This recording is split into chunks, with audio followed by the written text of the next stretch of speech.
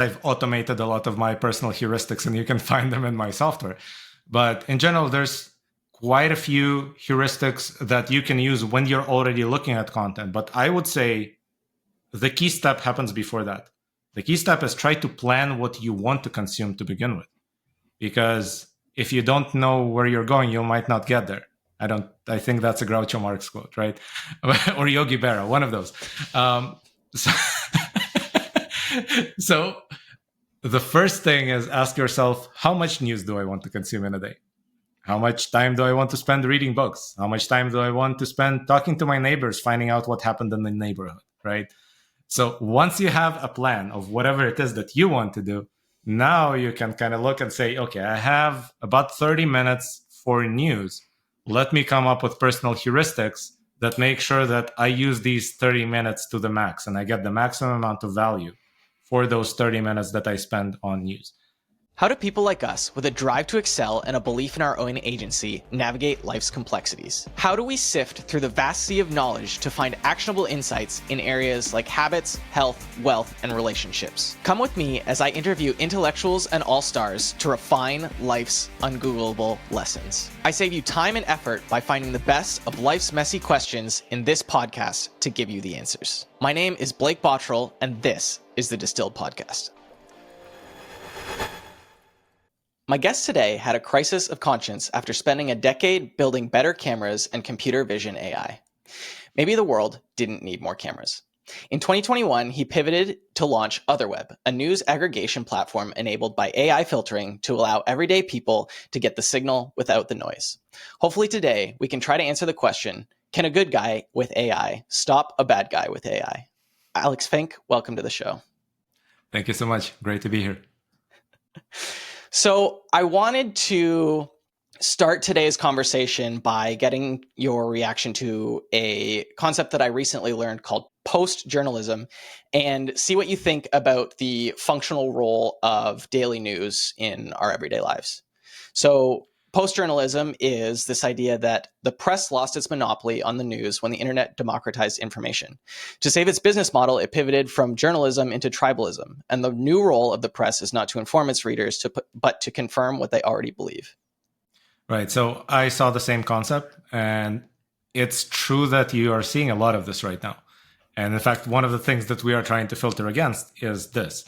Now, the problem is if you now cancel the press and you say, okay, everybody else who's doing reporting, who isn't the press, you guys take over. They're actually doing it even worse. And so I don't think that you can say the experts are not as good as they used to be, therefore let's have no experts. Because what you'll be left with is no sources of reliable information at all.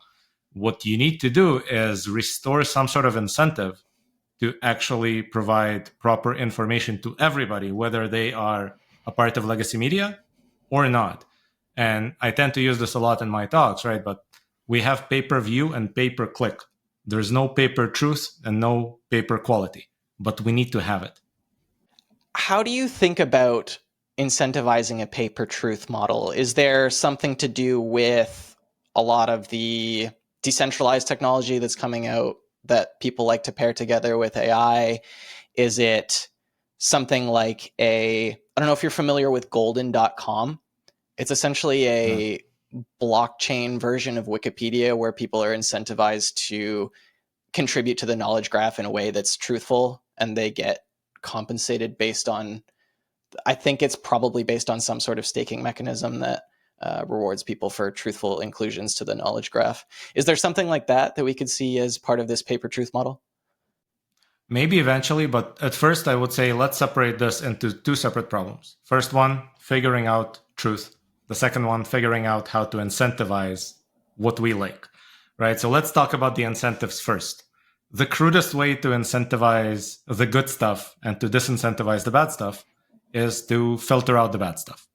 Right? Because then somebody creating content knows that if they're creating the bad stuff, then some percent of the population will never see them.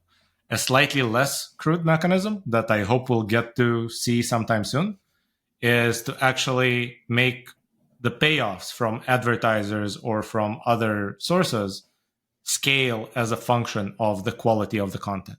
And again, we have to learn how to define what content is good and what content is bad. But suppose that you've solved that problem.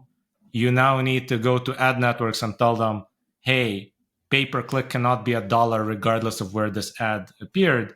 It needs to be $1 times quality factor that might be somewhere between 0 and 2, let's say, so the average stays the same, right? And then the best outlets get 2 and neo-Nazis get 0, right? And you have this entire range and everything scales properly. Once you solve that problem, or maybe in parallel to solving that problem, you have to figure out how to evaluate quality. And that's actually where my company started from. At first, we were just an evaluation engine, and it was actually called Value Rank, not OtherWeb, right? Because all we did was try to rank value.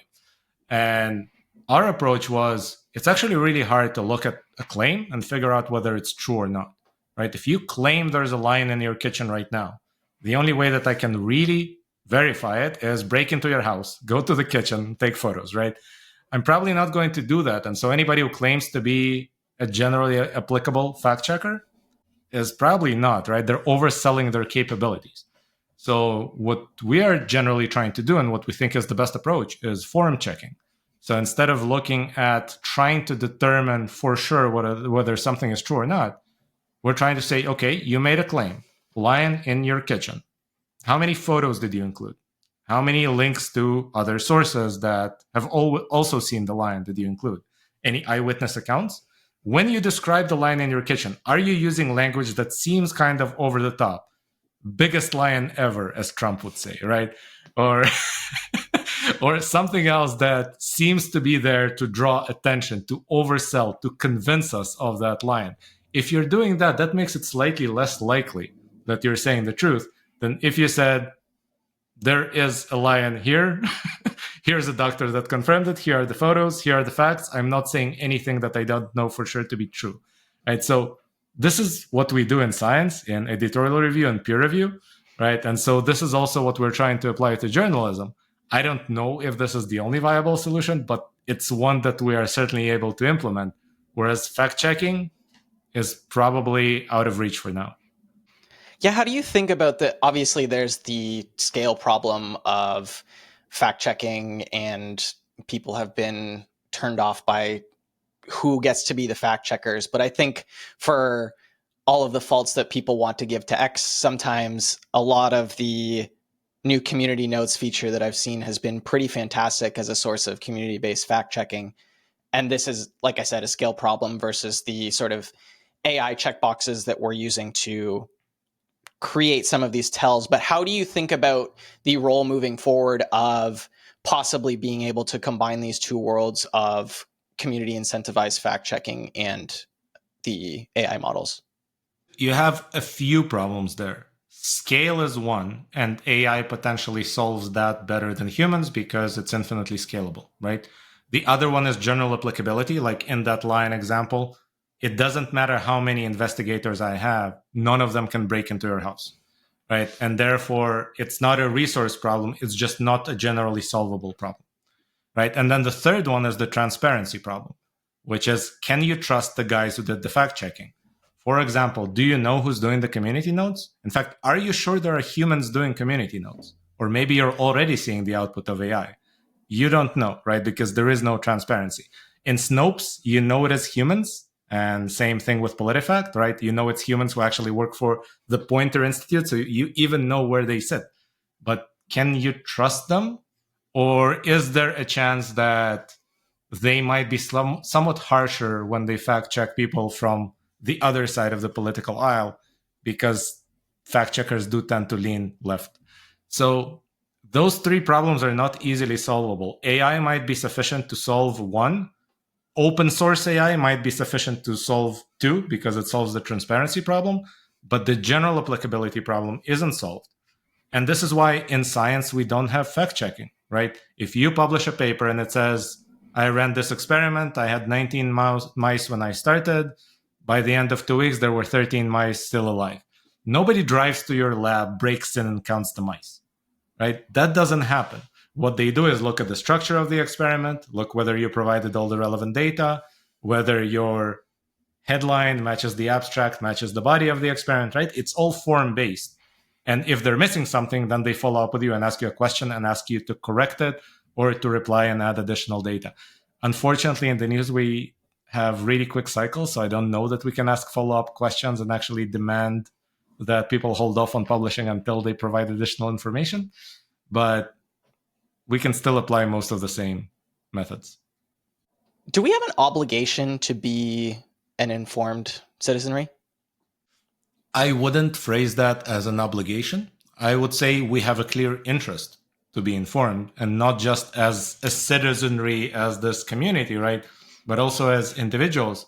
I was born in a region of Moldova called Transnistria, right? And in 1990, it seemed like bad stuff was happening all around us.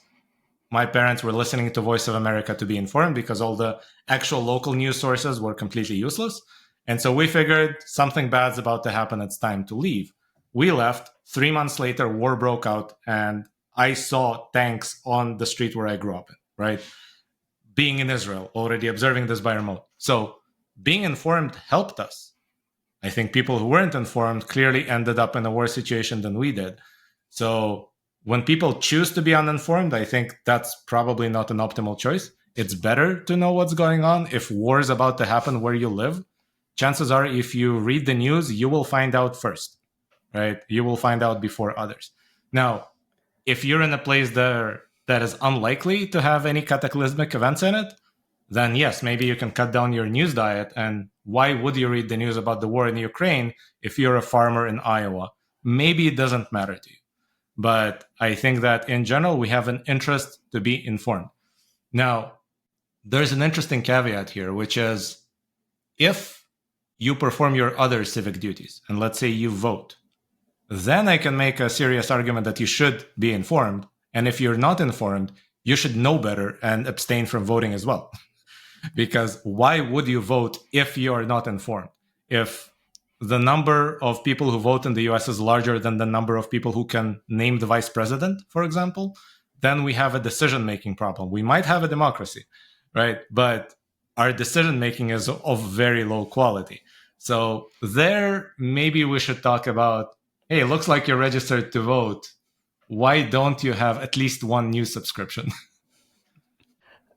This sort of butts up against another quote that I heard you mention, and that is the process of evaluating whether something is good for you to consume in digital media takes longer than the process of actually consuming it. So we sort of default to consuming something before thinking about whether we should do that or not.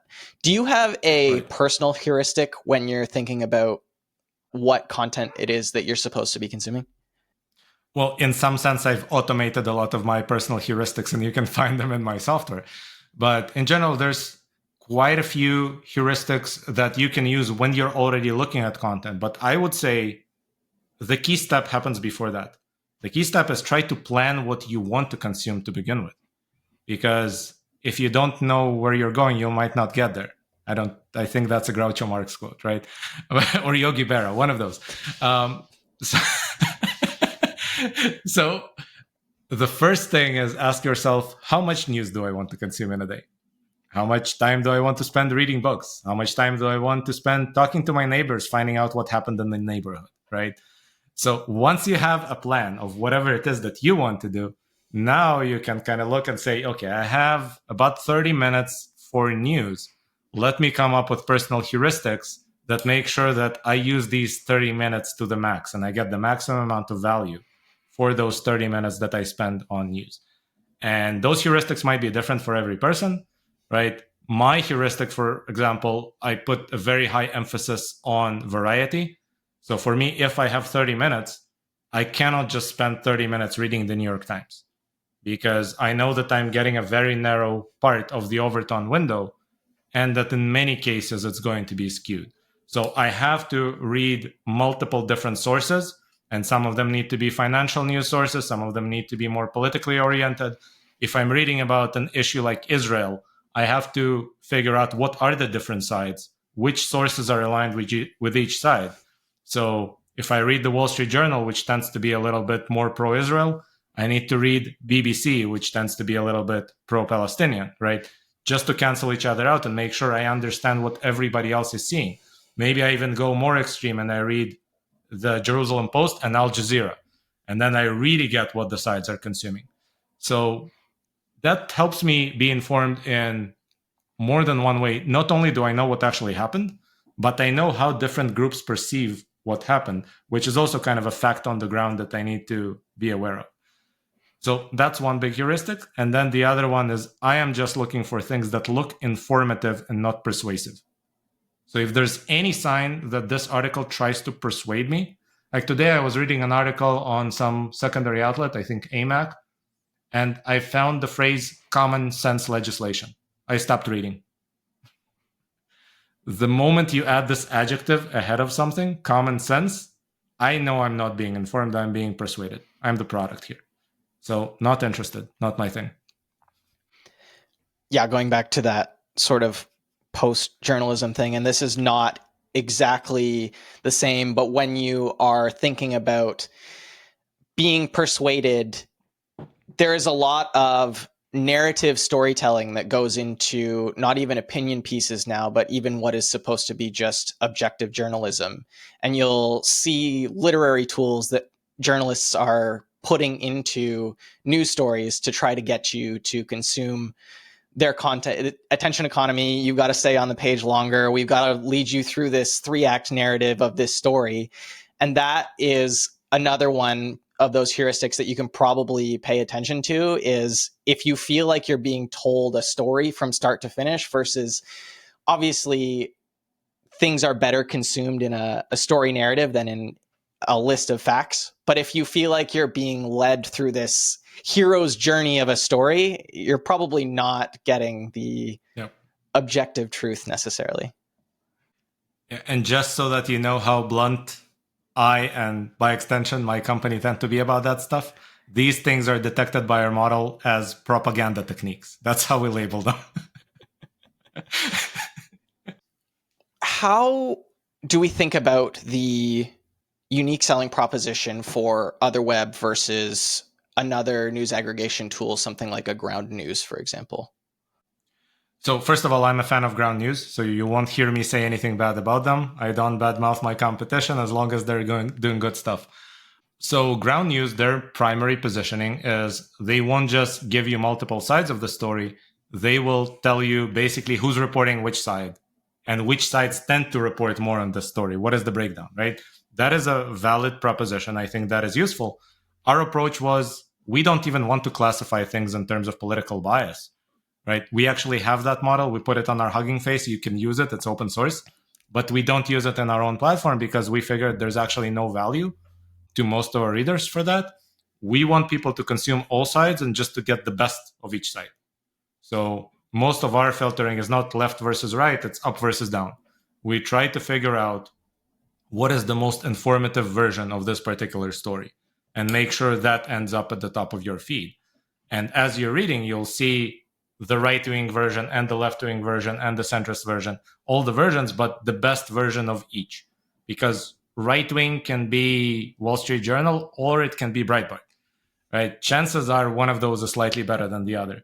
Left-wing can be Mother Jones or it could be NPR. One of those is better than the other, right? And we don't filter based on the outlet. We filter just based on the verbiage of the article itself. It just so happens that when you average across the articles in a certain outlet, you can also tell how good the outlet is. How do you, I know you've played around with summaries a little bit in the summarization using some of this generative stuff to pull out key points from articles across lines. How do you see summaries as fitting into part of people's information diet here? So the way we implemented summaries is as another heuristic that lets you figure out if something is good for you before you consume it, right? So the key point in how we put the summary and the nutrition label there before the link to the article is they are there as a tool to help you decide quickly whether you want to read the full article. Now, you could use it in a different way, and you could just set up a process where a person just reads summaries and never actually consumes the full article. That's a viable way from the user's perspective. It probably runs afoul of copyright law because one of the parameters for whether or not you're staying within fair use parameters is, are you hurting the original author's business model, right? And so if your summary actually still drives people to click on the link to the full article, you are within fair use. If your summary is done in such a way that the person gets everything they need from the summary, then chances are you've heard the other guy's business model. So that's why our summaries tend to be very short. They're more meant as a heuristic than as a replacement. What do we think have been maybe one or two of the biggest second or third order consequences of this sort of race to the bottom of the brainstem in terms of online content generation? First of all, I think that even the race to the bottom itself is a second order consequence of the way we monetize content, right? So the first primary reason the problem exists is that we monetize content through ads. Ads pay per click or per view. And therefore, content started to evolve into being more clickable and viewable. And so instead of writing the best thing I can write, I am incentivized to write the most clickable thing I can write, which is not necessarily the same thing. And so over time, the entire ecosystem is shifting in this direction. Now, this leads to several additional, as you say, third order consequences. Like, for example, if occasionally when you open CNN, most of the content you see looks like, stop what you're doing and watch this elephant play with bubbles. That's an actual CNN headline, right? Then your brain goes into what Daniel Kahneman would call system one. It's just focused on the short-term decision-making of bubbles, not bubbles, right? And if that's all you're doing right now, then you're not thinking deeply about what you're seeing. The moment you see something that isn't bubbles, it's so much better than what you saw before that you're just going to accept it at face value, right? And then you might miss the elephant in the room, so to speak, that was actually intentional Russian propaganda, right? If you're in bubbles, not bubbles mode, you're not a critical thinker. But I think if you eliminate the bubbles, suddenly we will find out that people are actually great critical thinkers. We don't give people enough credit. I think that, the same people who watch TikTok and seem to not be able to handle more than 20 seconds at a time also somehow listen to podcasts that are 3 hours long. So when we say people have an attention span problem, no, they don't. They have an attention span problem if we hand them dopamine after every 20 seconds. But the moment you remove that root cause, suddenly people are great. People are very smart. People are able to handle 3-hour-long conversations between Lex Friedman and some other AI PhD, right? But I think the same thing will happen with critical thinking. The moment you eliminate the elephants blowing bubbles, suddenly you'll find out that propaganda is not really a problem because people are pretty good at spotting it. Do you think that you have a critical thinking advantage in this news space, given, like you say, your background coming from former Soviet Union? I don't know if that's a critical thinking advantage. I think I have an advantage in that I think it's really important because it's kind of ingrained in me. I saw, tanks in the street versus not tanks in the street. Therefore, news is important and visceral to me. I also saw the extreme of what happens when people are misinformed, right? Which is something that maybe most people in the media don't quite realize, that once you go into this narrative-driven writing, there's an endpoint to it. Eventually, it gets to normal kind of Komsomolskaya Pravda style writing where up is down, left is right, etc. And you get to the point where the majority of people reading this are 99% sure it's false, but they're not 100% sure. And therefore, they can't quite say out loud it's false. And they're not quite sure whether their neighbor knows it's false or thinks it's false. And so the entire population just ends up with this, I kind of think this is reality, but I'm going to pretend that this is reality instead, which is a really bad way to live life. So I think to the extent that you can call it my advantage is I've just seen the endpoint. I think this reality thing is a good topic to hit on because it's come up a lot, in that enough of this, wherever you get your news from, people want to call it bubbles or thought. Like, I think people are struggling right now with this idea of we live almost in two separate realities depending on what side of the aisle you're on.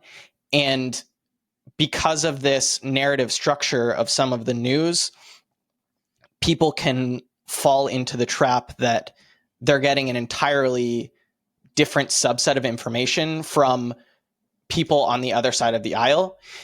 And when we're having conversations with each other, people are under the assumption that you have the same set of facts that they do, when that's objectively not the case in a lot of the situations that we're in today. So I think this getting to the root and coming back to, if we can find some sort of objective reality to stand on, what are the common facts in each of these scenarios? That's the ultimate goal to strive for in all of this, for sure. It is, but you're talking about the global solution, right? Globally, we would like to eliminate these bubbles and make sure everybody knows what the facts are. But if you start with things as they are, then this is why I said one of my priorities when I consume the news is I don't just want to know what happened. I want to know what happened.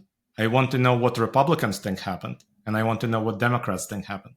And I want to know what Israelis think happened and what Palestinians think happened, what Ukrainians think happened and what Russians think happened, right? Because if you're missing one of these, then you're not actually able to predict somebody's actions.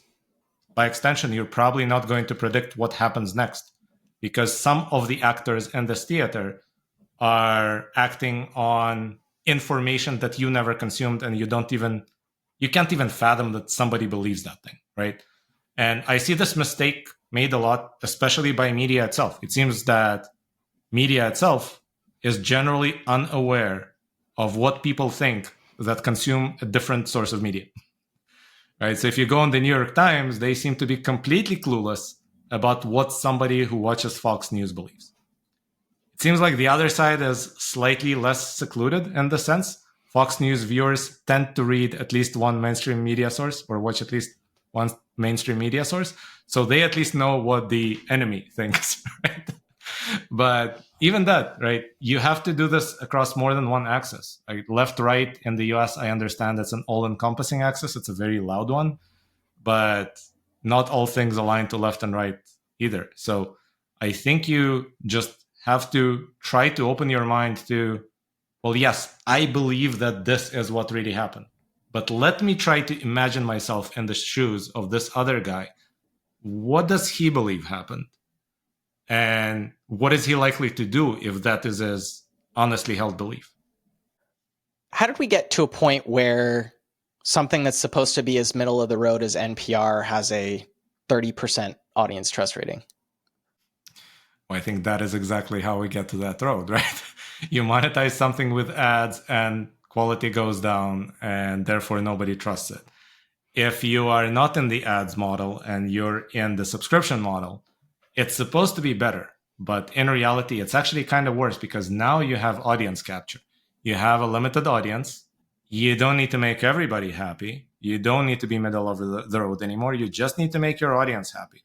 And if it so happens that your audience already has some sort of a bias, you just find that out by doing a survey accidentally. Well, now you're trying to cater to that bias. They read your stuff. They become even more biased. Now you try to cater to their new bias, which is stronger. And eventually you just have a cascade of getting farther and farther away from reality. And so even though I think subscription news outlets are probably better on average than ad-based news outlets, they're also drifting in odd directions. And right now people occasionally ask me, if I could just read one thing, what should I read? My answer is, well, first of all, aggregators. But if what you mean is just one publication, read a financial outlet, because at least they get punished if they get it wrong, because their readers lose money, right? So Financial Times, CNBC, Wall Street Journal, Forbes, Bloomberg, they're on average much better than our traditional newspapers, even when they report on politics, which is supposed to be not their forte, right? But they're trying to get it right because there are consequences to being wrong. Whereas if you're in a traditional daily newspaper, there are no consequences to being wrong. Yeah, it's the incentive problem again, right? The tribalism is incentivized to go with what it's already talking about, and the financial incentive for a financial outlet is that, like you said, their readership loses money, they get angry at the paper or the outlet, they stop reading. I was going to save this for later, but I think we keep sort of dancing around it, and it's an important part of this conversation, I think. And is that, like, do the business models of the internet only work in a bull market scenario when money is cheap and advertising is able to be used as where the user is the product in this attention economy? I don't know necessarily that it fails in the bear market. It still seems to be doing quite fine in both markets, right? It just has externalities that we're not comfortable with, right? The companies who monetize using advertising are doing just fine. The rest of society suffers because there's this pollution of misinformation that emanates out of that, right? So just like in economics, typically, if you're manufacturing something, but you're polluting the environment around you, that has to be priced somehow. Otherwise, we're going to get more and more of that pollution. So I think you can just look at the misinformation that emanates out of this attention economy as pollution that we need to punish somehow, and then everything will go back into a normal equilibrium.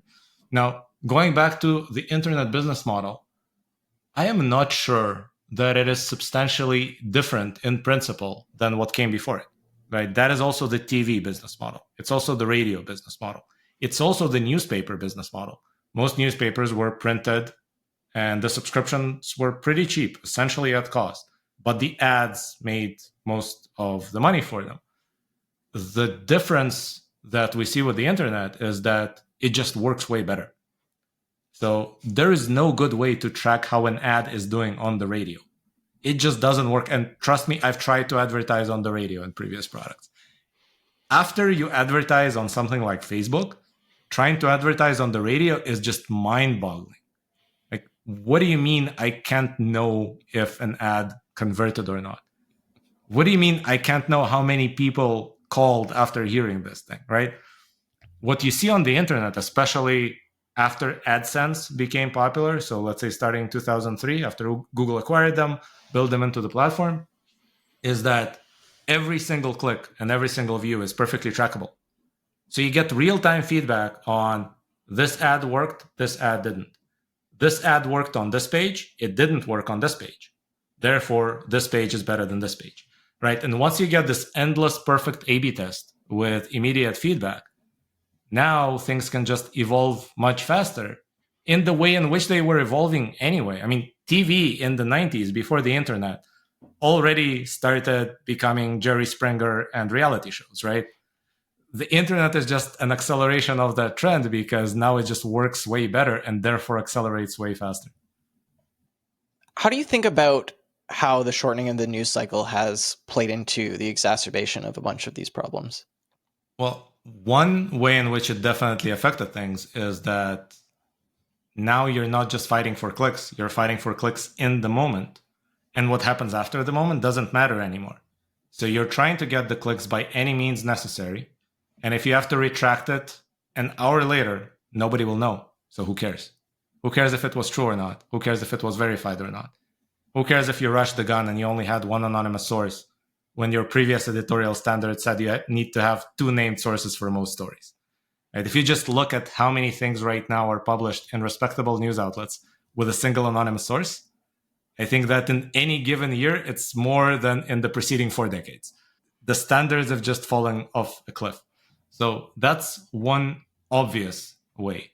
Now, the other one is that obviously that affects the attention span of the reader as well, right? Some things just seem like, oh, it's not newsworthy because it happened an hour ago. But in reality, it's pretty useful information for you, right? But now nobody would write about it because it's stale, it's old news. And so in the moment when you happen to connect to the internet, you get a barrage of things that seem really important. But in reality, you missed the 99% that would have actually affected your life. And all you got was your daily dose of outrage, your 5-minute hate. But it's not actually the thing that you need to know to do well in the world. You're very well versed in the fact that a lot of these generative models are going to put a lot of journalists out of work. And it seems like there's this weird catch-22 that we have, in that a lot of the LLMs that should be used to replace existing journalists almost need to be trained on articles that had a journalistic ethos that existed before the internet, in that before this 2003 takeover, like you're saying, and all the pay-per-click comes in and pay-per-view comes in. I know you're playing around with a little bit of the generative side, or I've heard you talk about that as part of OtherWeb. How do you think about making sure that the data set that we're going to be training some of these potential end use case journalistic LLMs, how they get the useful information for the training side? Oh, so one crude way, which I'm not sure many companies will follow, but we certainly do, is generally speaking, when we roll something out, we open the data set to the public. Right? So that's a way to keep us honest as well, because if we use the terrible data set that was entirely trained on Breitbart, let's say, or Mother Jones, then people will notice it and therefore they will not use our model. So that's one way. But I have to say, it's true that old articles are really good, but there are still outlets out there, and especially on certain topics where the writing resembles what it used to look like. Well, first of all, news agencies are still pretty good, right? If you read Reuters or AP, which I'm sorry we don't use AP because they tend to be pretty litigious, right? But I'm just saying, as a source, potentially, if somebody has a deal with them, they can use AP because their writing is pretty good. UPI, right? So the agencies are good. Financial news outlets are good. And so you could take the CNBC version of an article about politics instead of taking the NPR version of an article about politics. And you get what looks like old school writing, where the journalist is not a part of the story, their opinion is not injected into it, and it doesn't look like a narrative. Right? So that's one way to do it. The other thing that I want to kind of dive into, looking at things from a different angle, I wouldn't think of it as models replacing journalists necessarily. I would think of it as the act of journalism being decoupled into fact-finding and description of those facts. Fact-finding is still a human job, at least for a while, right? LLMs aren't going to sleep on the stairs of City Hall until they manage to catch some politician in a gaffe, right? LLMs aren't going to go to a parking garage in DC and talk to Deep Throat, right? So for now, that part is safe. And that part looks a lot like private investigative work, right? It's not quite a journalist, it's a PI at that point. Whereas the Writing Act, I expect models to become better than the vast majority of journalists out there in less than a year. We are really, really close to that point. Now, when I say models, I don't mean ChatGPT. ChatGPT writes like an undergrad trying to get an A and impress you, right? You cannot use that for high quality writing. I think I'm about to have an article published that instructs people on how to get it to be less bad, but still, you need to fine tune your own model on a good data set of articles that you verified are good, and basically train the model that you're going to use to only know how to do one thing. You don't want it to know all forms of writing, but try to write a good article for you. You want to train a model that doesn't know how to write badly. And the only thing it knows how to do is write like the New York Times used to write in the 50s, or like Reuters still writes today for the most part, right? Once you do that, then yes, it's going to be better than most journalists if you just give it a set of facts and you say, write a good, engaging article that describes these facts in a coherent way. Needs to be 650 words, 8th grade level. And it will just spit out an article that, okay, I just said 650 words, 8th grade level, so we're saying USA Today is going to publish it, right? So we just created something that replaced probably the writing function of Gannett, because they own USA Today. But you're still going to need some number of investigative journalism, so most journalists can probably just switch to that side of the aisle. Now, obviously, the total number of people who are in demand for that profession is probably going to be substantially lower than the total demand there is for journalists right now. So in this regard, the best analogy is probably agriculture in the 20s, right? 1920, 30% of the US population worked in agriculture. 1930, 3% of the population worked in agriculture. So the AI model is basically the tractor in this analogy. And it's unavoidable, right? But the tractor doesn't quite replace a farmer one-to-one. It just makes one farmer 10 times more efficient, and 9 other farmers then need a different job. I heard you mention this and it was completely counterintuitive to me, but why is the engineering behind generative AI easier than the engineering behind search ranking? Well, I wouldn't say that it's necessarily easier. It's with the tools that we have right now and with the information that we have right now, generative AI is kind of closer to a solved problem, right? Whereas search is actually becoming harder and harder because there's more and more information out there. And so it looks like even the best search engines out there right now are worse than they were 20 years ago. Now, I'm sure that they are engineered better. They're much more complex. There's much more logic that went into them. But the amount of data grew faster than the engineering could catch up with. And so we're ending up in a situation where search is just an unsolvable problem. Whereas with generative AI, we're making progress every few months and the progress is really quick. So it's not that it's easy, but at least it's solvable and we haven't quite reached our peak efficiency there. We could still improve. In search, unless we change the paradigm somehow, it's just impossible to search through the amount of data we have and to actually figure out what is important unless we, again, come up with some way to just filter the raw data somehow before we apply the searching parameters. Or come back to some sort of weighted truth model like we were talking about earlier. What does a post SEO world look like? Have you put any thought into that? Ooh, I've tried to implement some of it, but I don't know if that's possible. But at some point early on, we actually rolled out our own search engine, which had additional filters on top that it wasn't quite post SEO, but it's post some of the secondary effects of SEO. For instance, you could filter out all the search results that have an affiliate link in them. Or you could filter out all the search results that have more than 3 ads.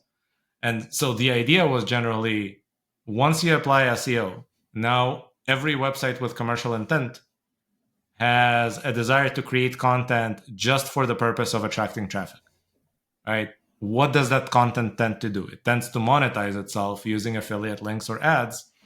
And when you search for that thing, let's say you're searching for best Windows laptop of 2024, chances are your top 20 results don't include a single human who actually tells you what they think is the best laptop, right?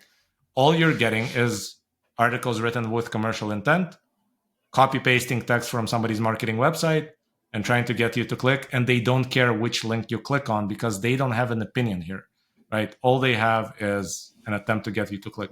Actually, the craziest one I can think of is if you search for best protein powder on Google right now, the number 2 result is Forbes.com. And the number 3 result is LifeScience.com. Now you tell me why Forbes and Life Science are ranking protein powders and whether you think either one of those journalists or writers or whoever wrote those articles actually tried any of those protein powders. So I think a post-SEO world would look like this. You won't have any of this stuff. And if you search for best protein powders, you will have people who have tried a bunch of protein powders telling you this one gave me flatulence and this one didn't, therefore I recommend B, right? That's a post-SEO world, but we're pretty far from that. The best we can do is try to filter the secondary effects of SEO. Is this a weird things aren't evenly distributed problem that we're coming into here? Like I'm thinking about as you're talking through this, part of this might be a reason that we've seen such a rise in influencer culture, and influencer culture has its problems, but maybe more like micro influencer culture in that we're coming back to a world where the recommendation from, and podcasts are another huge example of this, right? Like a recommendation from, I don't know what the stat is, but a recommendation from a podcast advertisement converts way better than almost anything else on the internet right now. So is this part of what we're going to end up looking at? Is it more of a like social web versus an information-based economy when we're looking for answers? I mean, in some sense, that's a regression, right? Because when my parents make a decision on what to buy, generally speaking, they would ask some of their friends, and based on what their friends say, they would make the buying decision, right? So let's say they're choosing a car. 2 of their friends say BMW sucked because I had one and broke down. So my parents decide BMWs are terrible, right? The progress from that, which I think my generation typically embraced and the older generation generally doesn't quite trust, is the idea that you can go to JD Power and look at the stats of how often cars break down and then decide whether BMWs are for you based on how BMW does versus Mercedes on average, because two examples in your neighborhood don't constitute data. They're just two anecdotes. Now, influencer culture in some sense is a regression, except now you're not listening to your neighbors. You're listening to some person you've never even met, but that person has a lot of followers and that kind of gives them clout. So now you trust them, even though the fact that somebody has 500,000 followers doesn't necessarily mean they have the data on how often cars break down, right? But now if that influencer said they had a BMW and it broke down, you give it the same level of trust that my parents gave to their friend said that the BMW broke down. So I don't know if this is the future. It seems a lot like the past.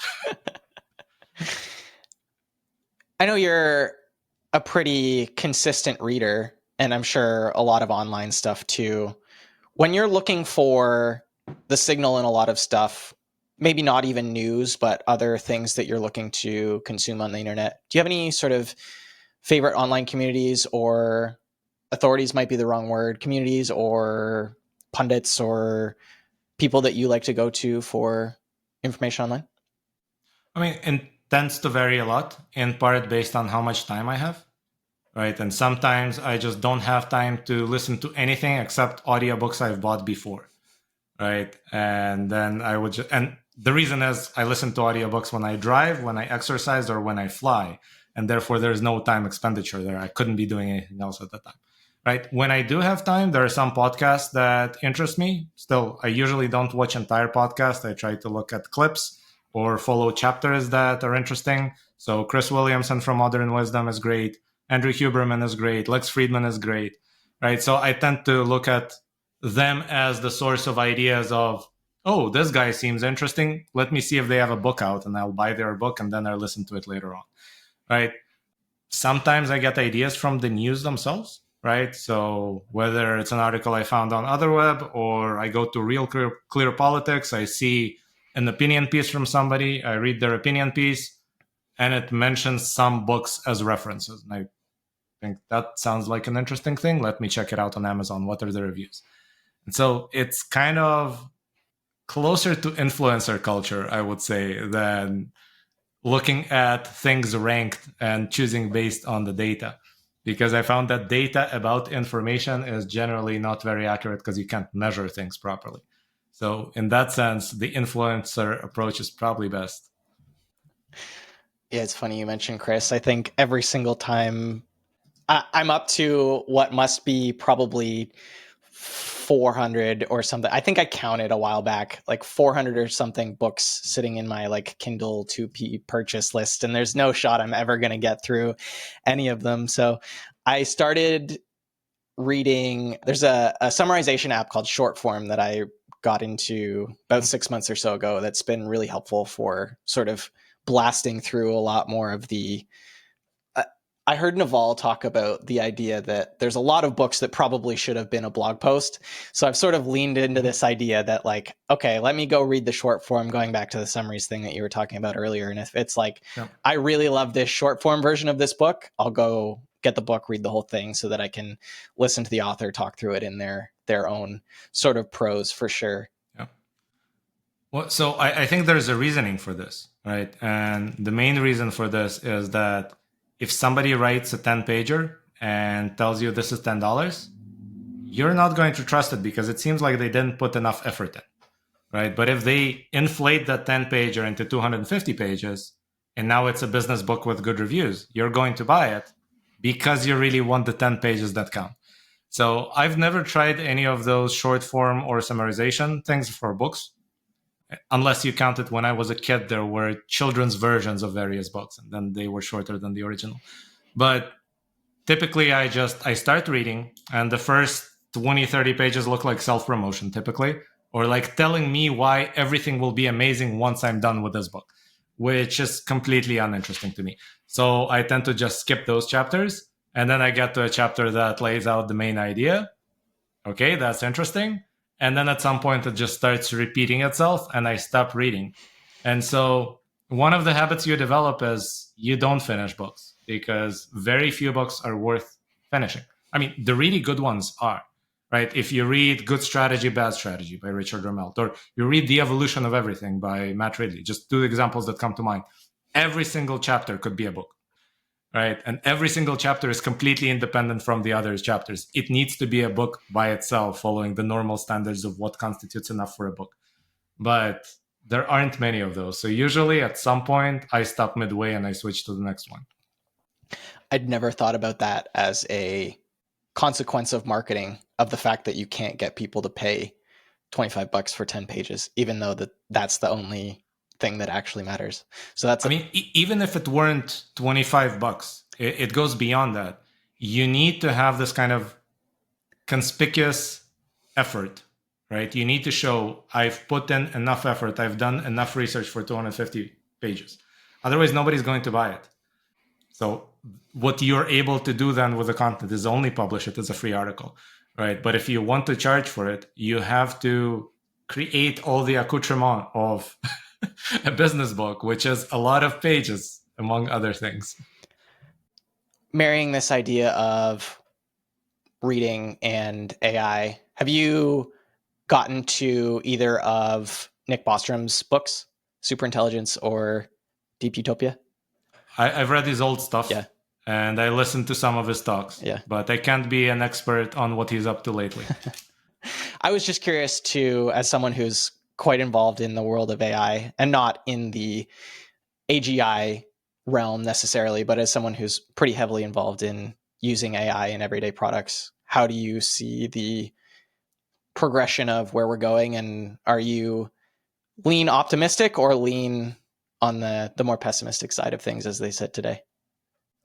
Yeah, so I don't tend to think a lot about the end state of that progression, right? I know a lot of people are mostly focused on that, and they think what happens after the inflection point. And I think the inflection point might not come, right? So why spend any time thinking of that? So my view of things can best be summarized as there's this progression of automation that we've been on with regards to computation since at least the 1930s or 1940s, right? We used to have people whose title was computer, and they would sit with a pen and paper and compute. And then we gave them calculators. They became slightly faster computers. And then we created this thing called computer, and now you no longer needed a human computer, but you needed a human programmer who would type in some commands, put them on punch cards, feed them into the computer, and the computer would do computations, right? And then we developed programming languages. So now you no longer had to write commands. You had a software engineer who would write software that would get compiled using a compiler into machine commands that would run on the computer that would do the computation, right? And so I'm thinking of this progression. And at some point, I'm getting to, and now we have AI that can plan what needs to be done to solve a certain task and write its own software. It's just one layer on top. I don't think it substantially changes things. And so whenever somebody asks me what happens when AI replaces humans, my question is, why would we let them, right? Why would you give AI the sort of capability or task that would let it replace a human?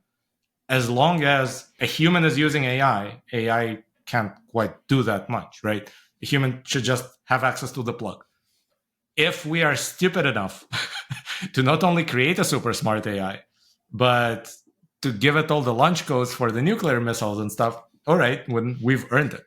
But I'm just thinking of it as another automation layer on top of the personal computer, basically.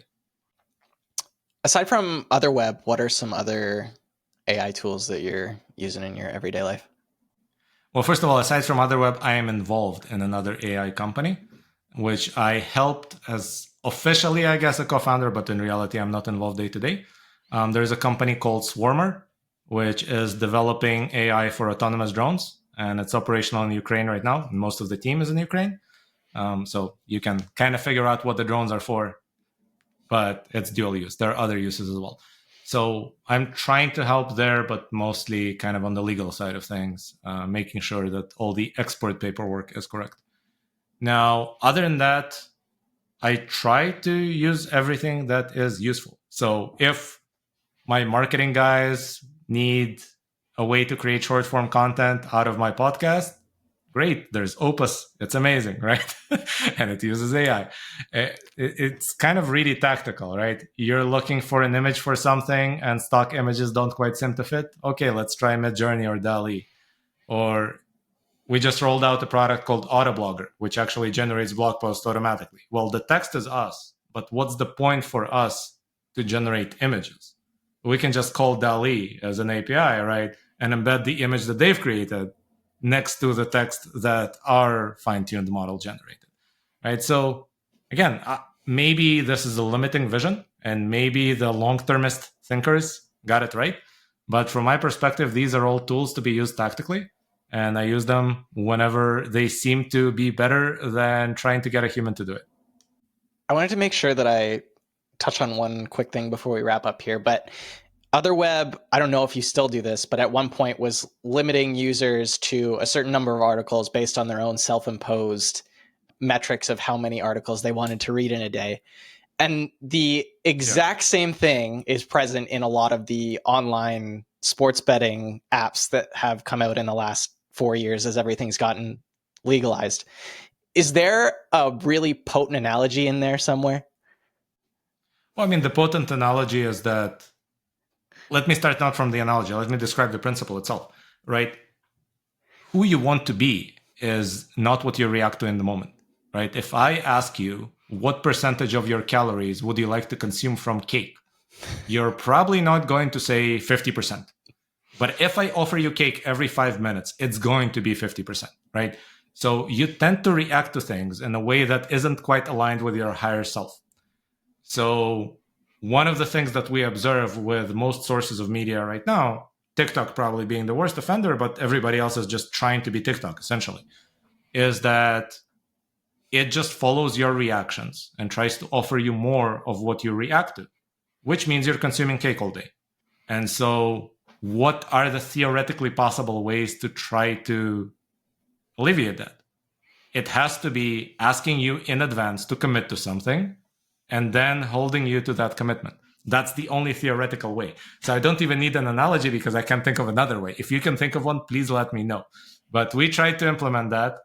We actually got user complaints and we didn't get a single user tell us, yes, great, I love this feature. And so we thought, why have it? Right? Generally speaking, we rely on feedback, and maybe that feature was implemented in a clumsy way. Maybe the idea itself is still viable. But at least in the context of our users who are already self-selected for seeking quality, maybe that is unnecessary. Yeah, there's definitely some probably good user or selection bias there that maybe eliminates the need for some of that to be implemented in the first place. And maybe for sports betting, it's a much better fit for this kind of method, right? I have one final question that I like to ask all my guests, and that's, what's the last opinion or belief that you changed your mind about? Ooh, I change my mind about stuff all the time. So that one is hard to choose, really. Let me think on that one. I'm going to give one that is completely unrelated to anything we discussed. And it's not even that I changed my mind about it, it's that I'm walking around with cognitive dissonance and that I don't know what is true, right? Most of my adult life, everything that I've read about economics led me to believe that free markets, especially at the macroeconomic level, work substantially better than all forms of protectionism, whether it's tariffs or limits on what foreign companies are able to do in your economy locally, etc. And then I read a series of books from an economist named Ha-Joon Chang. He's actually in Britain, I think in Cambridge, I'm not sure, one of the big universities there. Right? And he has a famous book called Kicking the Ladder. And he has a few other good books that basically go through the history of how the developed nations became developed. And it shows protectionism at every single step of the way, right? Every time there is a nascent industry, you protect it, just like you protect a child. You don't let your child compete with everybody in a free job market. You protect them until they're 18, and then you let them out into the world, right? And so his argument is that what the Western countries have been doing as they were becoming developed was use heavy protectionism until they were ready to outcompete everybody. And then not only did they start competing with everybody, but they started trying to force everybody into a free market so that now they have to compete on the merits, right? Which is kind of self-serving and actually limits developing countries from also becoming developed. Because if they are competing on the merits against Western economies, what chance do they have, right?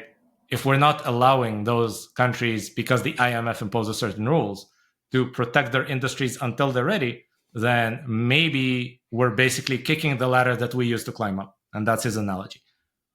That contradicts everything that I believed about macroeconomics to an extent that I have no idea which one is true and how to reconcile them. So it's not that I changed my mind. I basically just embraced the idea that I don't have an opinion on this until I figure this one out. That's great. That's exactly the purpose of why I asked this last question, is to get people to think about those big things. And even walking around with the cognitive dissonance, going back to talking about Nick Bostrom, is he calls it the superposition of ideas, is being able to hold two competing ideas at the same time without knowing which one is true. Alex, if we want to... And thankfully, I don't have to act on any of those beliefs because that's not my profession. If we want to send everybody to find your stuff online, where should they go? OtherWeb.com is where you find the website and the apps. Alex at OtherWeb.com is the guy you need to write if you really like our stuff.